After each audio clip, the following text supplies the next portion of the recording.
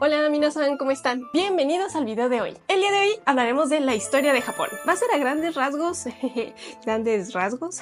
La idea de este video es que cuando los lleve a conocer lugares o les hable de distintas cosas y les mencione algún periodo de Japón, como que tengamos un panorama general de qué pasó antes, qué pasó después. Y no va a ser así como muy detallado ni muy específico, sino va a ser más lleno de datos curiosos. Así como esos que, no sé, cuando hay un silencio incómodo y dices un dato curioso. Digo, les garantizo que ya no va a haber silencio, tal vez va a seguir siendo incómodo, pero bueno, comenzamos.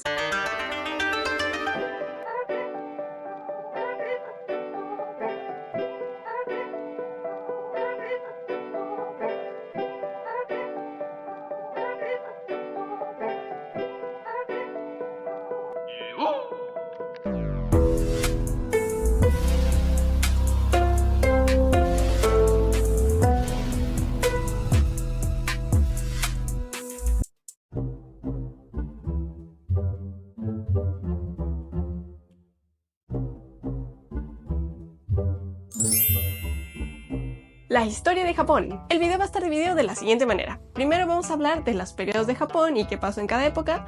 Después vamos a hablar de los anime que existen basados en la historia de Japón y más o menos en qué época estaría inspirado. Y por último pues van a estar los bloopers, como siempre, unos poquitos. A grandes rasgos se divide en 14 periodos y les iré platicando un poquito de qué pasó en cada uno o a lo mejor algún dato pues interesante, qué pasaba en ese periodo en el aspecto geográfico, con las personas, político, religión, etc. Y como les dije, mencionaremos algunos datos curiosos de cada época. Igual si este video queda muy largo lo pueden escuchar como podcast, audiolibro, programa de radio, pero bueno, comenzamos. El primero es Jōmon Jidai o el periodo Jōmon. Y no es un Pokémon ni un Digimon. Ese es del 14.000 al 300 a.C. Es decir, hace muchos años, es como la parte de la historia antigua de Japón. En este periodo se introduce la cerámica y se veían algo así, siendo una de las culturas de cerámica más antiguas del mundo. Qué loco, ¿no? La cerámica se caracteriza por estos relieves que se la llamaba con técnica de cuerdas porque se hacía con la impresión de una cuerda sobre la cerámica. Los pueblos eran principalmente cazadores y recolectores y practicaban agricultura incipiente, o sea, de vez en cuando.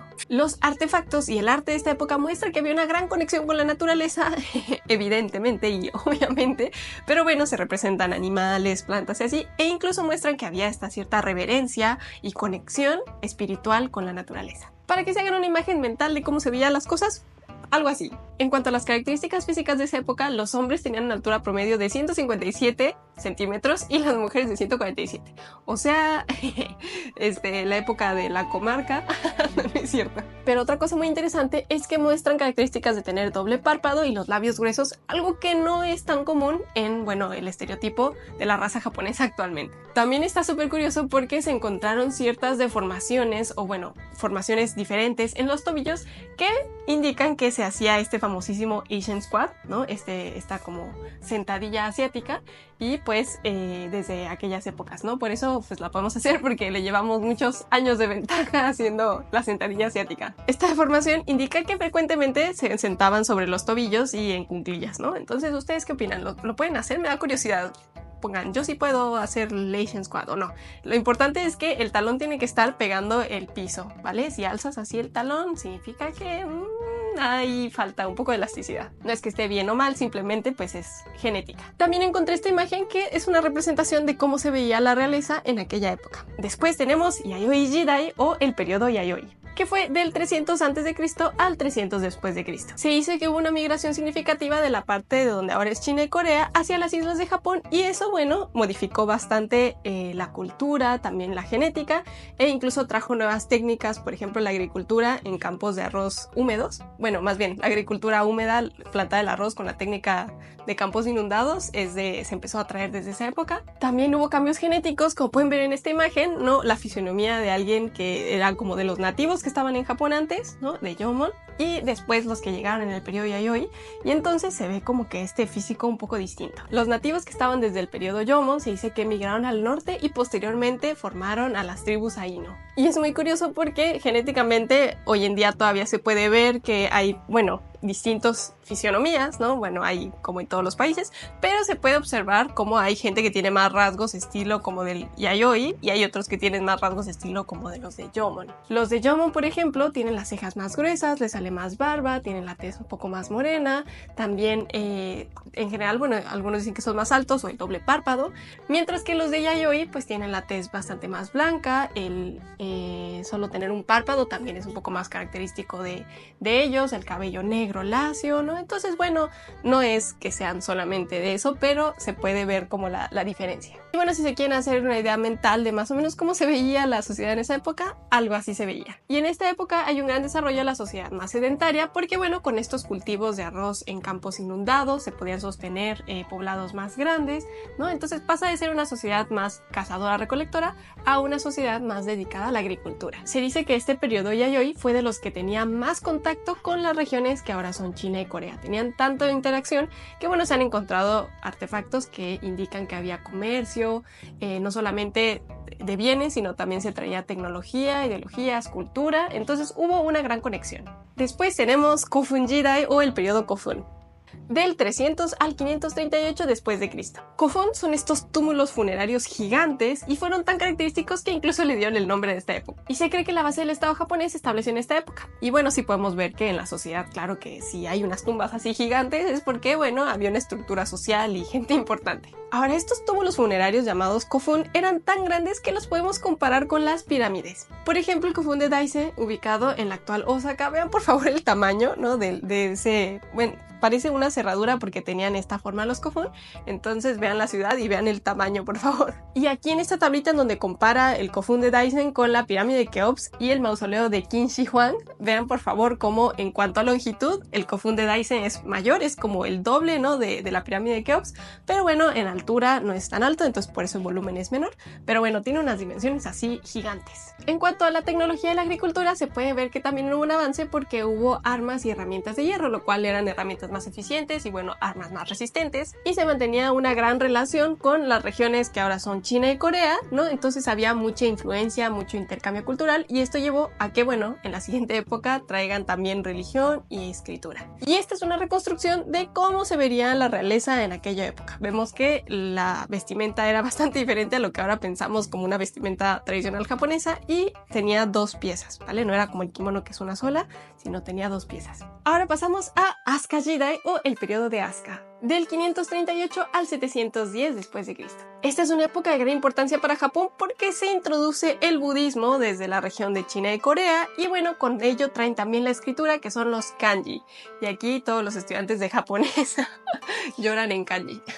El gobierno centralizado se establece con influencia de cómo era el gobierno centralizado en China. Y bueno, la llegada del budismo trae un impacto muy significativo en Japón en tanto a la cultura, obviamente la religión, incluso la arquitectura. Entonces, bueno, fue algo que se permeó tanto en Japón que hoy en día se siguen teniendo cosas de la cultura y del idioma que están relacionadas con el budismo, aunque pues no se asocien directamente con él. Por ejemplo, cuando decimos itadakimasu antes de comer, en realidad es como un agradecimiento por la comida y, bueno, ya en automático las personas lo dicen, pero significa humildemente recibo porque estás agradeciendo todo lo que hay detrás de ese plato, no solamente las personas que lo cocinaron o te lo trajeron, sino también las personas que cultivaron, ¿no? el arroz o las verduras, los animales que dieron la vida, ¿no? Tal vez. Entonces, bueno, estás agradeciendo todo lo que hay detrás de una comida y es un humildemente recibo. Pero bueno, geográficamente la capital se establece en Asuka, por eso pues el nombre de este periodo, que está en lo que ahora es la prefectura de Nara. Fue la primera capital permanente del país y esto marca una consolidación del gobierno centralizado. En esta época no solamente empezó a florecer el budismo, sino también la arquitectura. Empezaron a hacer las famosísimas pagodas de 5 pisos y en realidad cada piso representa un elemento. Y algunos dirán, son 4 elementos, ¿no? Yo vi Avatar, a mí no me engañan, pero bueno, en realidad eran justamente, ¿no? La tierra, el agua, el fuego, el viento o el aire y el quinto era el cielo.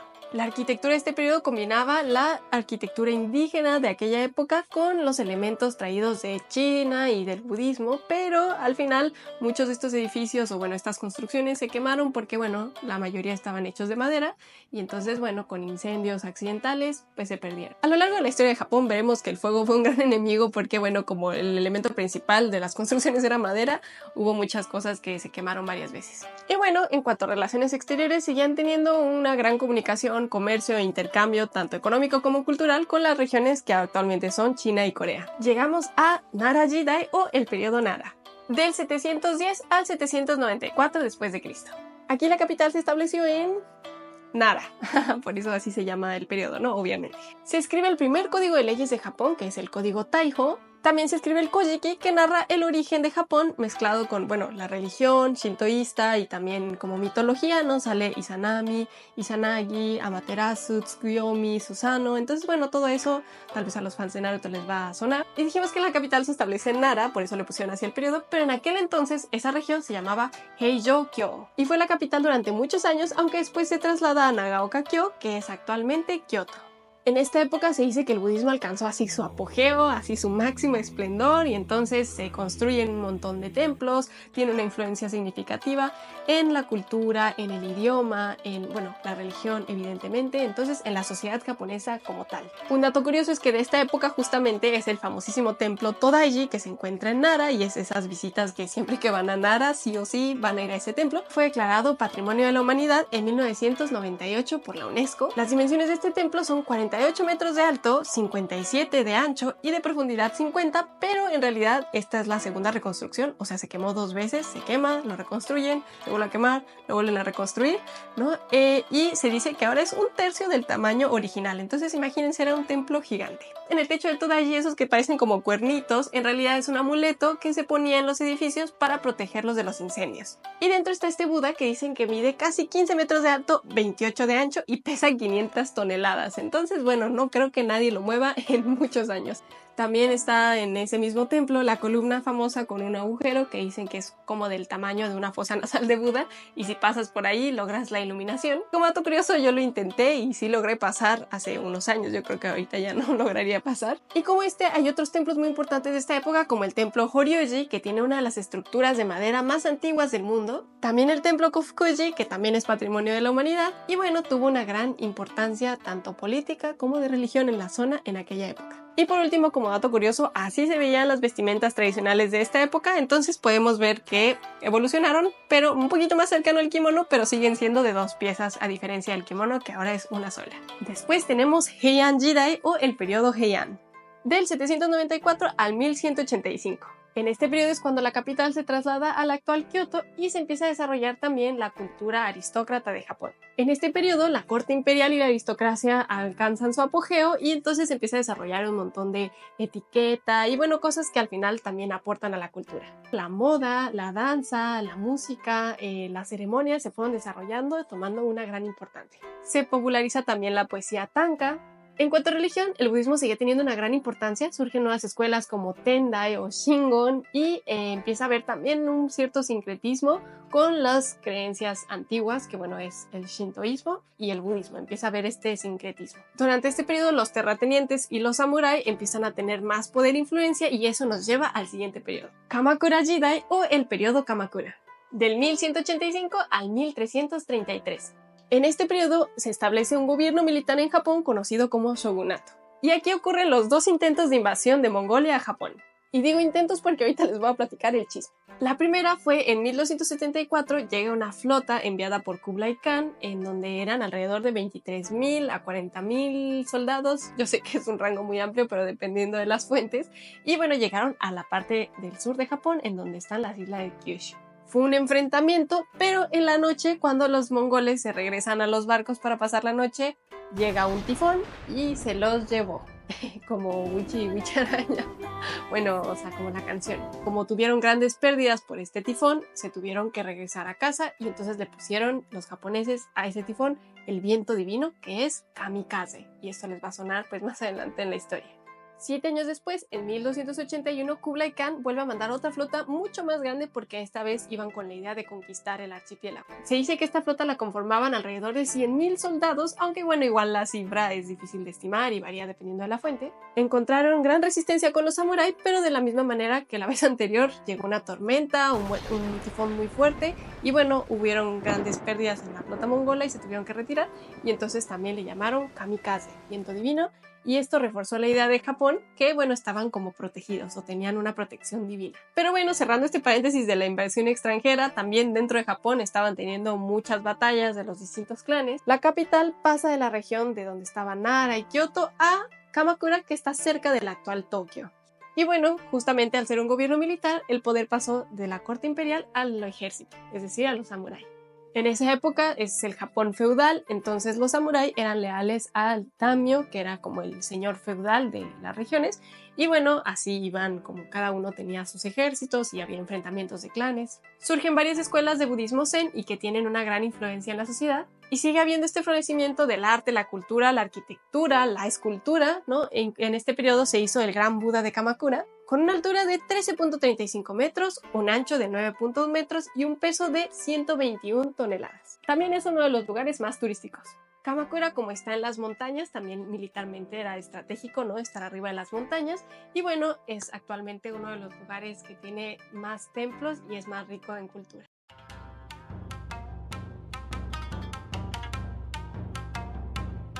ご覧のスポンサーの提供でお送りします。